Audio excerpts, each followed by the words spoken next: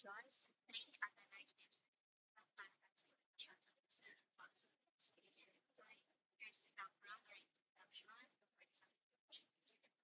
signals are often processed for communication control and monitoring systems. One important operation in digital signal processing or DSP is time transformation, which includes time shifting or moving the signal forward or backward in time, time scaling, expanding or compressing the signal in time, and three, time reversal, flipping the signal about the vertical axis. These transformations are widely used in telecommunications, radar, biomedical signal analysis, and disaster warning systems. So, ito yung materials na kailangan natin. Computer with Python installed. And sa libraries, we need to import NumPy and Matplotlib. Sa baba, there, these are the procedure sa paggawa ng ating activities. Ngayon, ito yung ating nagawang activity, Python code para sa laboratory activity 3. So, in, bago natin simulan lahat ng code, we need to import first the NumPy and the Matplotlib. So, NumPy is used for, this is used for math and array operations. And ito namang NP is the acronym for NumPy. So, nilagyan na lang natin siya ng acronym para hindi na natin kailangan i-type ng buo ang NumPy. And math.j.python is for plotting the signals. And then, ginawa na lang din natin siya ng PLT na acronym. So, sa next line, we create an example discrete signal. So, n is our time index from 0 to 5, and x is the signal values from 1, 2, 3, 4, 5. And this means that at n equals to 0, x is equals to 1, at n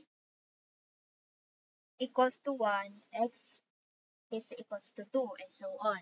So, next line,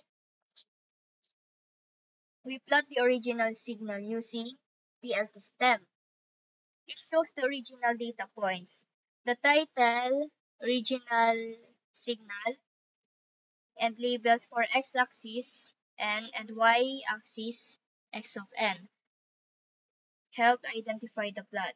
The grid makes the graph easier to read. And ito yung font size ng ating. And also, I added subtitle or subtitle.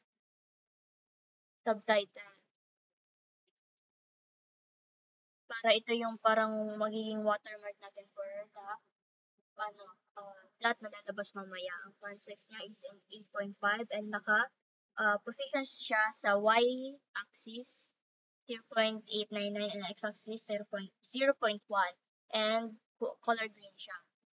And ito yung grid natin. Papakita siya mamaya yung grid and i-show siya. Ngayon naman, we have the right shift by 2 or 3. So, we perform time shifting dito, moving the signal left or right on the time axis. So, n shift right equals to n plus 2 means this moves the signal to the right by 2 units or madidelay siya by 2 units. So, left shift by 2 naman, advance, n shift left equals to n minus 2. This moves the signal to the left by 2 units or mag-a-advance siya by 2 units. Then we plot both signals on the same graph using different colors. Red for the right shift and green for the left shift. Yeah. This legend and label shows which is which. This demonstrates how signals can be delayed or advanced in time. So ngayon, we have the time reversal or reverse signal. We have the n rev is equals to negative n, means this flips the time axis, meaning we clear the signal around n is equals to 0. The plot shows blue markers for the original signal x of n, and the red markers for the reversal signal x of negative n. Of negative n. So, ito naman yung ating title, the subtitle, yung ating sabihin na nating watermark, the X and Y label, and the click.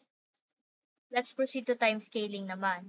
We now change the speed of the signal, stretching it or stretching and compressing it. So, dito sa n expand is equals to 2n, this makes the signal expand on or time scale. The signal appears more spread out. Dito naman sa n compressive is equals to n divided by 2. This makes the signal compressed or time scaled down. The signal looks closer together. Now, yung red is for the expanded version. And color green naman is for the compressed version naman.